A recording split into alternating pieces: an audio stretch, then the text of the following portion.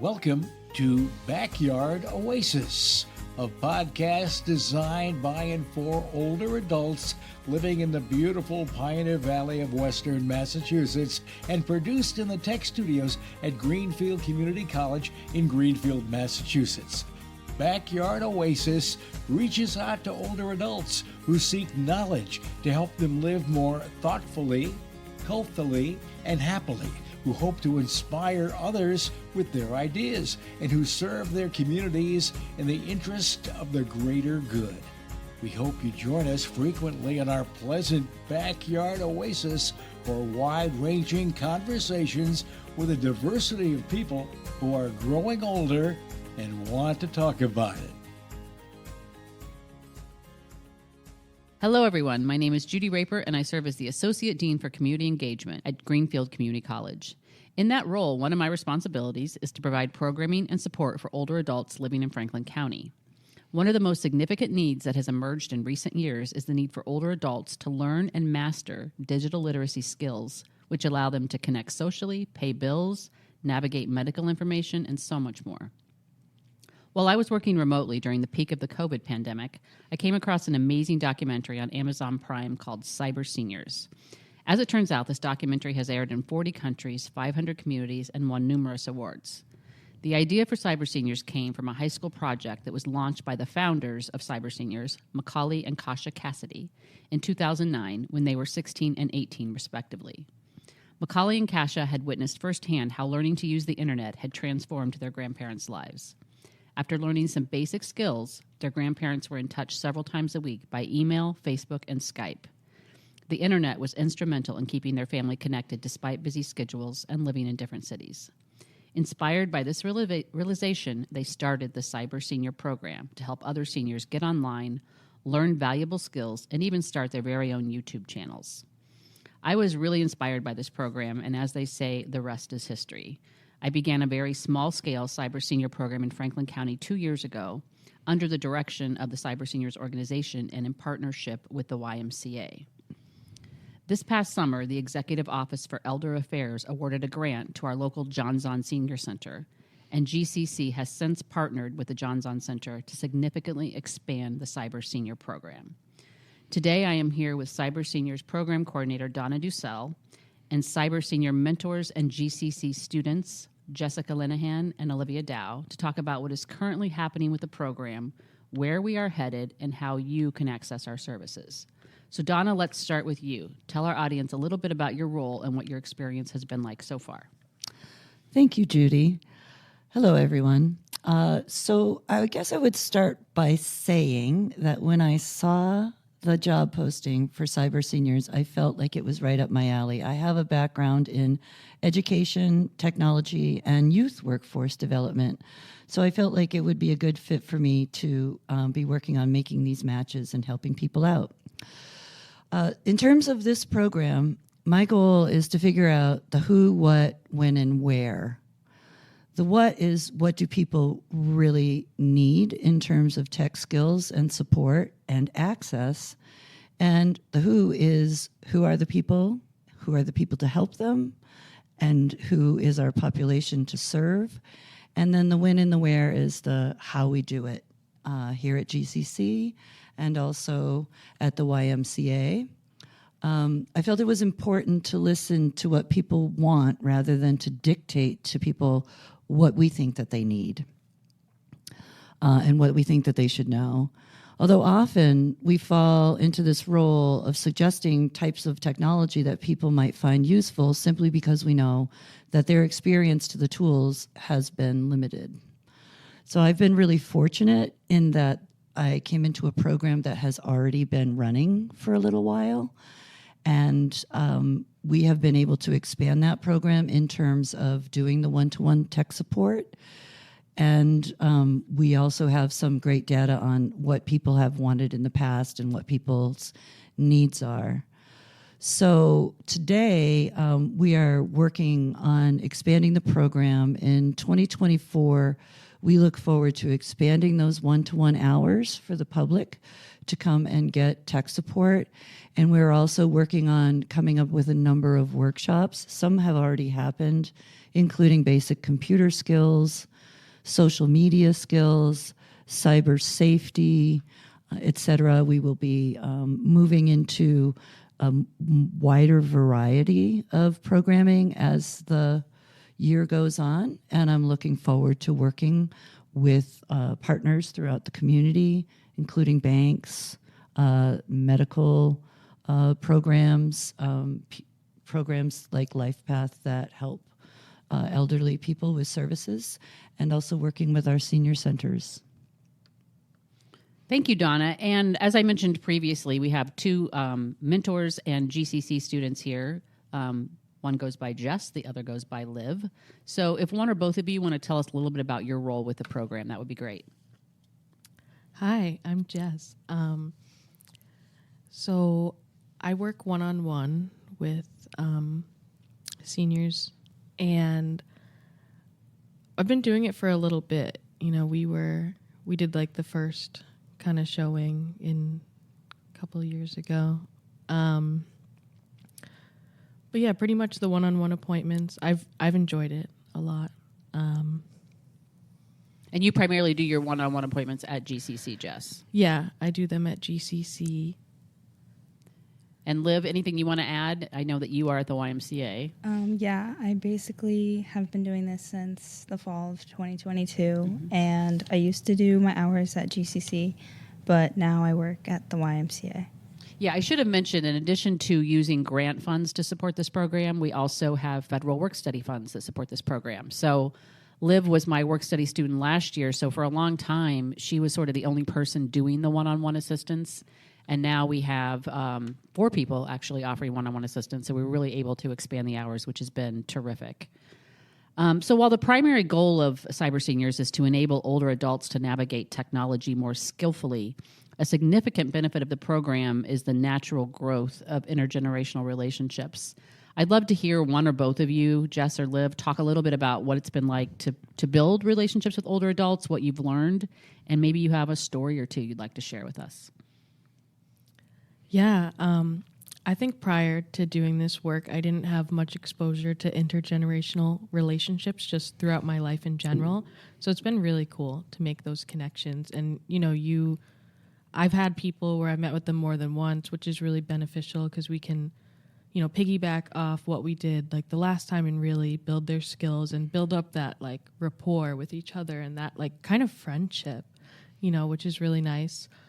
I feel like the people I've worked with, I've taught them a lot, but it's teamwork, you know, like they want to learn and they've taught me a lot too. Like, I think I'm a pretty patient person overall, but in this regard, the patience is like when you know how to do something, because I grew up in the age of technology, you know, I was 99 baby. I grew up with that stuff. And when you work with somebody that hasn't, like, you have to get on their level and kind of like, you assume that sometimes someone knows, like, oh, I've used a phone my whole life. It's okay, this person hasn't, but they're completely capable. They're smart. Like if somebody wants to learn something, and I think these older adults really do, like they want to learn, like they know a lot more than they lead on. Like they're like, I didn't grow up with this stuff. I have no idea what I'm doing. But when you really take the time to connect with somebody, like I've made a lot of progress with some of the older adults I've worked with, like even in a short amount of time. But I feel like I've learned a lot of practice a lot of empathy in the sense, you know, when someone's like, oh, I can't do this or this is tough, like, you know, just kind of being like, no, you can and you will. And they do. Like, it's really awesome with just teaching, helping guide someone through any skill, you know, and just, yeah, I feel like I've learned a lot of patience and I don't know. I've really liked the connections I've formed. One of the things that came to mind as you were talking about the relationships you've built with older adults is what I love about this program is, and I remember 2 years ago when we launched, we did a launch in the YMCA and we had about 12 or so young people working one-on-one with older adults simultaneously. So we were in the social activity room, and I remember some of the younger people were kind of anxious about working with older adults. And, for those of us who are older, we know what it's like to be young. Younger people don't know what it's like to be older. So I think sometimes there's more anxiety on the part of younger people than there is older people. I don't mean to apply that generalization to everyone, but it's often true. And I think this is a really wonderful way for younger people to get over their fear, because you are doing something that comes completely naturally to you. So you are the expert in the room in terms of content. They might be expert in other ways, but you are the expert in terms of content. So I think it lends itself to a really natural progression of relationship when the young person starts to feel comfortable realizing, I kind of know something this person doesn't know. And I also thought about this moment. I remember when Liv was working with me last year, she would work in the lounge right outside my office, so I would sometimes overhear. And I don't remember this one, Liv, but there was this one person who came in who had never successfully made an iPhone call in his life.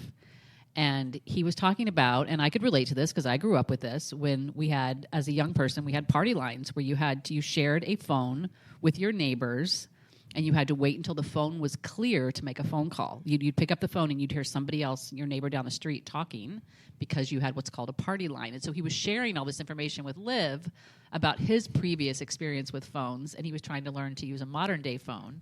And when he finally successfully made a call, it was just joyful to hear. And I remember he was like, I don't know how to hang up. I think he called his wife or his daughter. Yeah. I don't know. But anyway, Liv, I know you have a person that you've gotten really connected to at the Y. I don't know if you want to share any stories about your experiences or.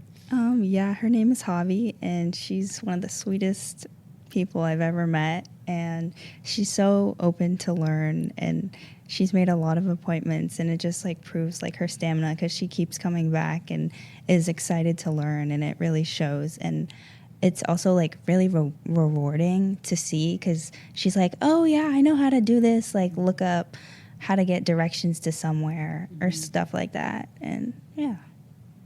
So I want to spend a little bit of time so that our listeners understand, what can you come to us for one-on-one help with? What are the kinds of things you might stumble across? And some people, have grandchildren that help them, or some people don't want to bother their grandchildren. They'd rather do this work with somebody that doesn't have that kind of, deep connection.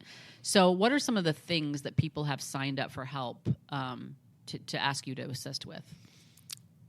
A big one's phones, like smartphones, iPhones, iPads, just I don't know, email stuff, kind of, even simple things that I feel like we know how to, or, at least my generation, we don't have to really think twice about changing the settings on our computer, stuff like that, kind of comes with the territory when you grow up with technology. But just even the things we don't think about, just, I don't know, setting a pin on the computer, even tech setup and stuff. Oh, I got a new iPad, I need to set it up. So definitely stuff like that. Or even how to post on Facebook, or even just take a picture, or how to make a phone call or save a contact in your phone. Yeah. And Liv and I actually conducted a social media workshop, I think that was in December, which was really successful. And we talked about just general introduction of the different social media platforms, and a lot of interest was surrounding Facebook and Instagram, and we pulled Facebook up, and we really went I think the visual of it was really helpful, but we had tons of questions, just people were really eager to learn, just how do you post? How do I adjust my privacy settings? Really important questions that really just range from how do I look someone up on Facebook, or and how do I make it so not everyone can see my stuff, and we're really looking forward to hopefully hosting another social media workshop again. Yeah, I think the message is that no matter what you're struggling with in terms of technology, whether it's accessing your medical records, or even house hunting online, or how to find a personal caregiver online, those kinds of things, anything you're wrestling with, we can try and help you one-on-one. And if the person who's helping you can't help you, we have a team, so we can refer you to somebody else who might be better able to assist. And the other thing I want you to know, while we do our appointments in 1 hour increments, if you feel like you really need 2 hours, sign up for 2 hours in a row. That's absolutely fine. So those are some of the things that you can expect to get help with. But really, as I said, it's super broad. Whatever it is you think you might need assistance with, we are here for you. Donna mentioned earlier that in addition to the one-on-one help, we're going to be offering workshops and classes for older adults. Because of the grant, those are free to anyone who wants to take them. We will be limiting registration because, we don't want to have 50 people in a room because then people don't get the individual attention they need, but somewhere around 10 person per workshop. So Donna, you mentioned a couple of the topics we're going to cover. Do you want to add anything else to some of the topics we plan to cover next year? Absolutely. And I would also encourage people to let us know if there's something that they would like to learn about. We had someone in a workshop recently who said, I see all these people playing games. I'd like to know about games. So that would be one of the workshops that we would be offering. We also are planning to do, at least in the near term, another social media workshop, an online safety workshop, a workshop regarding FaceTime. We will be doing a workshop on email so people can understand not just how to send and receive an email, but the more in-depth, how do you create a folder? How do you save things? How do you get rid of things? How do you work with your settings and integrate your contacts? One of the things that I have seen is people thinking that they don't really want or need to do something and then finding out that they actually really like it. That's especially true of library resources.